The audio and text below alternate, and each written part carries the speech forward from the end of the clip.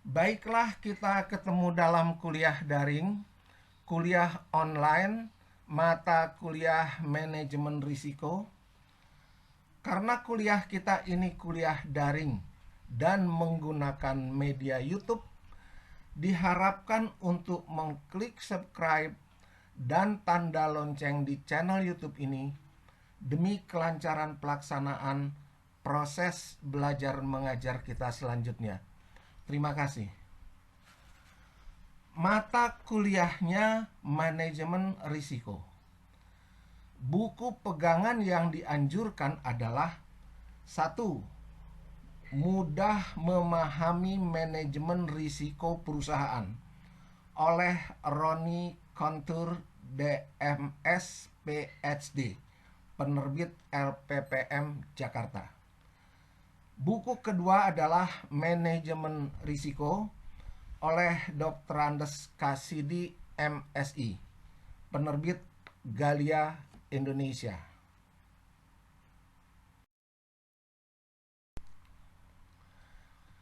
Mata kuliah manajemen risiko, kuliah ke-1, pengertian manajemen risiko.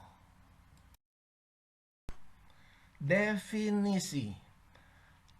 Ada beberapa definisi tentang risiko. 1. Risiko adalah kemungkinan yang tidak diharapkan.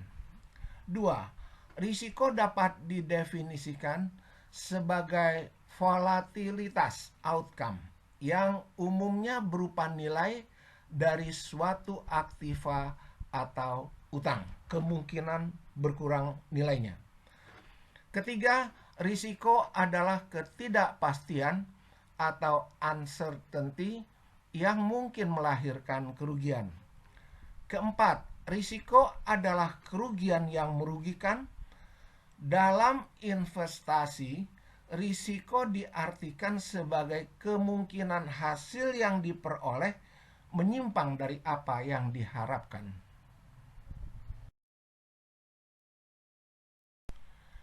Secara sederhana, risiko diartikan sebagai kemungkinan kejadian yang merugikan.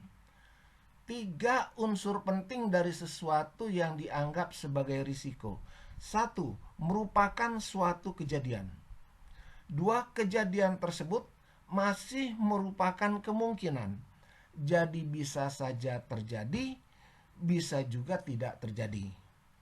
Ketiga, jika sampai terjadi akan menimbulkan kerugian. Ilustrasi untuk memahami risiko.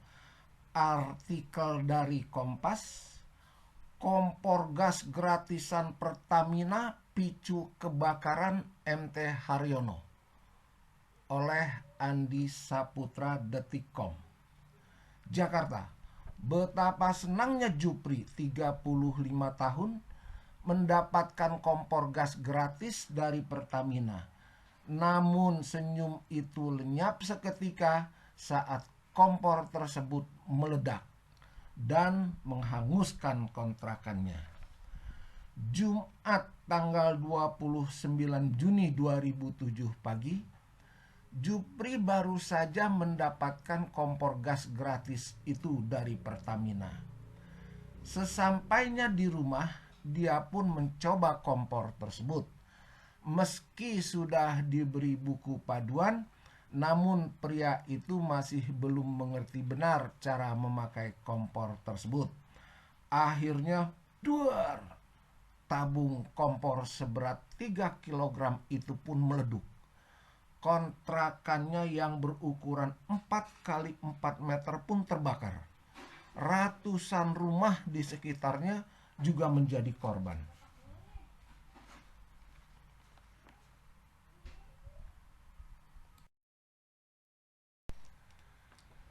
Ketika berita ini ditujukan kepada beberapa orang dan ditanyakan pertanyaan yang sama, risiko apa saja yang akan dihadapi Pertamina dari kejadian tersebut? Ada beberapa jawaban yang diperoleh yang belum tentu benar menggambarkan risiko. Jawaban-jawaban tersebut adalah 1. nama baik Pertamina tercemar dengan berita tersebut. 2. Masyarakat tidak mau lagi menggunakan tabung gas gratisan dari Pertamina. 3. Masyarakat menuntut dari Pertamina atas kasus tersebut. Apakah jawaban-jawaban tersebut merupakan pernyataan risiko? Hayo kita perhatikan lebih lanjut.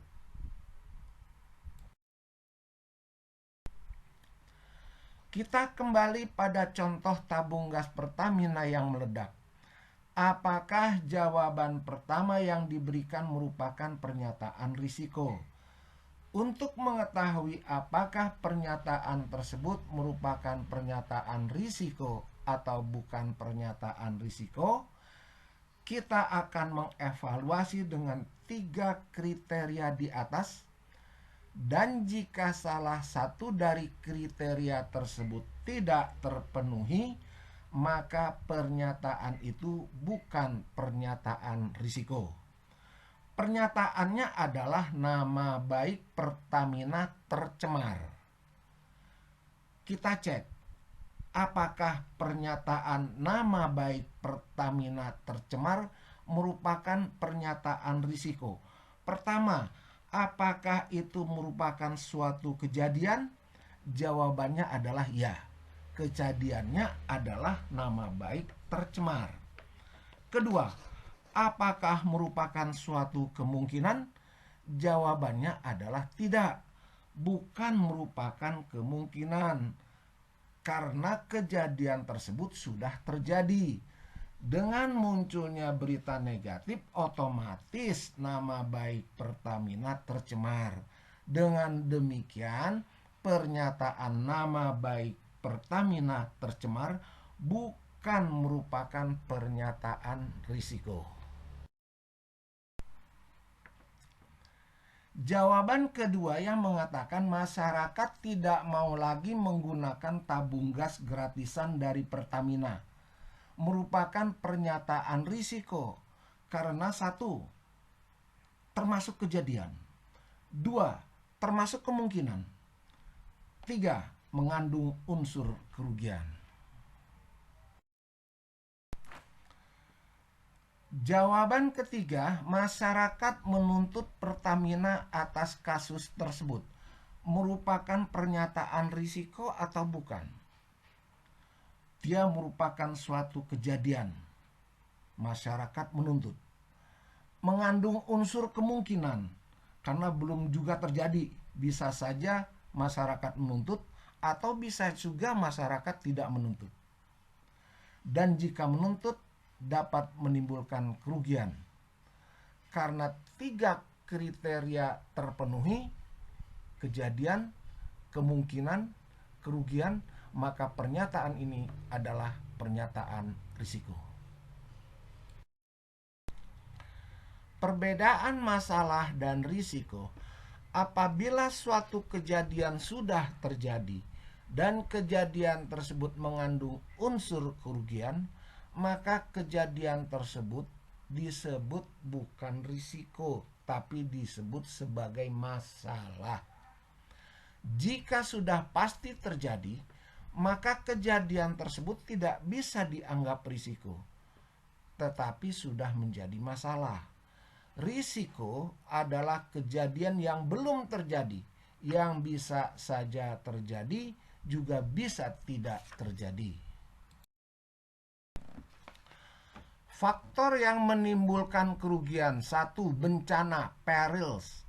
Bencana adalah penyebab penyimpangan peristiwa sesungguhnya dari yang diharapkan.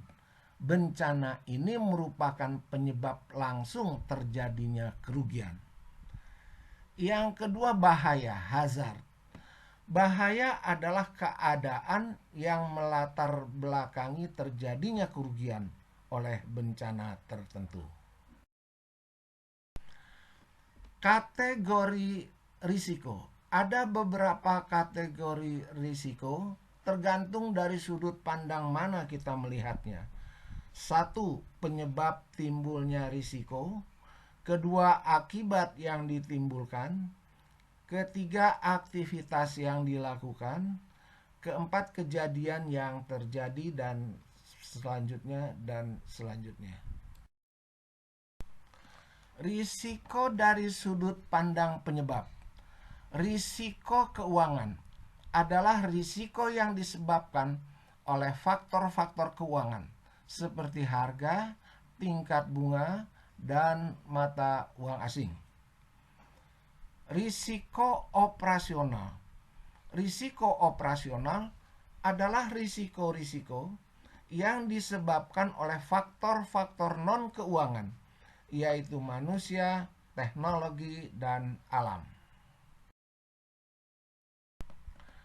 Risiko dari sudut pandang akibat. Risiko murni. Risiko dari suatu kemungkinan kejadian yang berakibat hanya merugikan saja dan tidak memungkinkan adanya keuntungan. Risiko spekulatif. Risiko dari sudut kemungkinan kejadian yang apabila terjadi bisa merugikan, tapi juga bisa menguntungkan. Risiko dari sudut pandang aktivitas adalah risiko dari berbagai macam aktivitas, misalnya pemberian kredit oleh bank, risikonya disebut risiko kredit. Seseorang yang melakukan perjalanan menghadapi risiko perjalanan. Itu adalah kategori risiko dari sudut pandang aktivitas. Risiko dari sudut pandang kejadian. Kejadian kebakaran disebut risiko kebakaran. Risiko nilai tukar mata uang rupiah dibanding mata uang asing yang anjlok, maka disebut risiko anjloknya nilai tukar rupiah.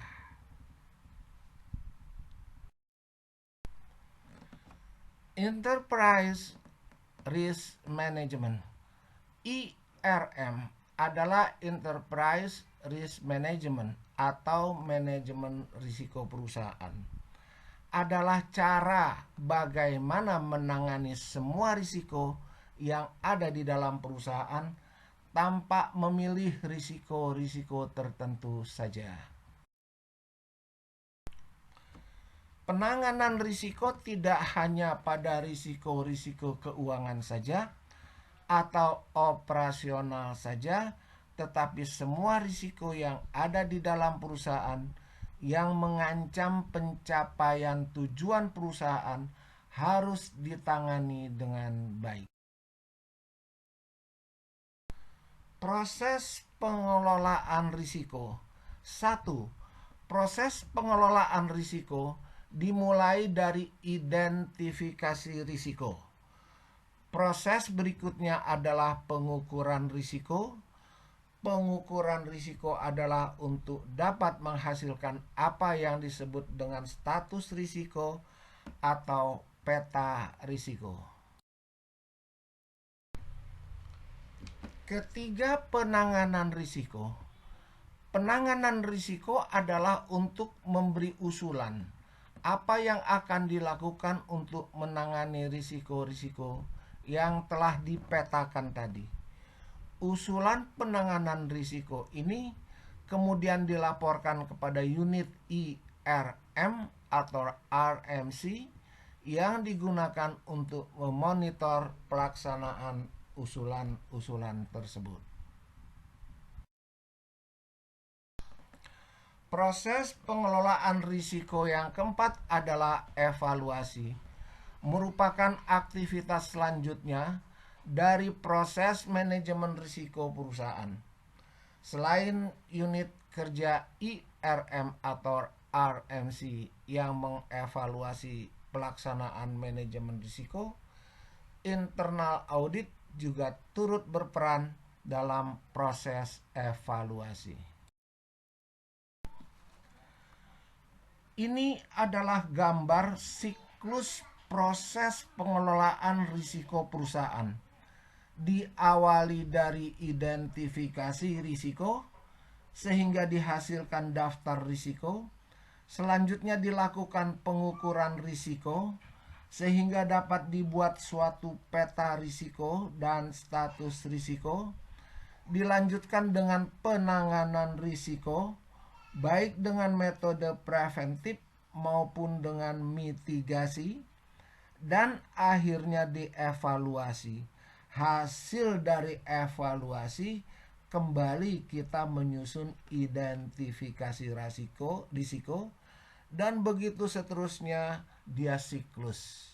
Jadi begitu pentingnya manajemen risiko.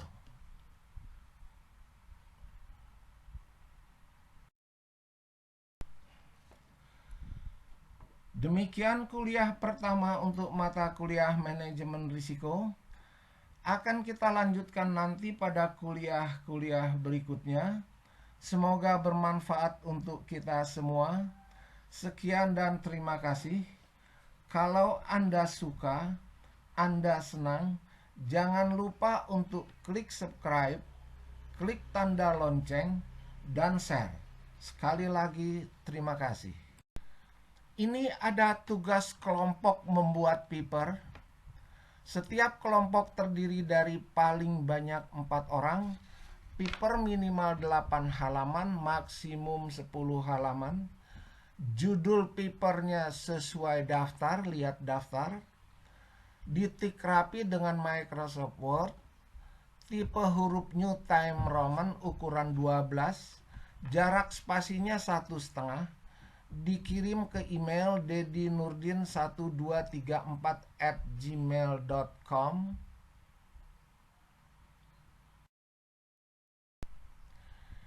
Ini judul-judul masing-masing kelompok, silahkan saja dipilih. Masing-masing kelompok satu judul, tidak boleh satu judul untuk 2-3 kelompok. Satu kelompok satu judul, dipilih dan dikoordinir oleh ketua kelas. Ini sistematika penulisannya. Bab 1 pendahuluan, latar belakang penulisan dan tujuan penulisan.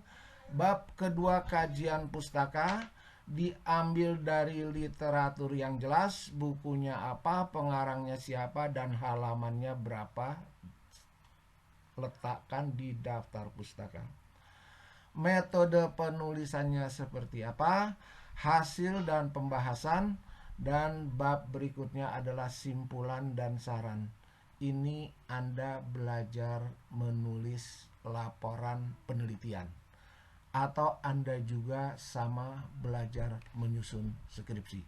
Semoga Anda sukses, dan tugas kelompok ini dikumpulkan sebelum pelaksanaan UTS.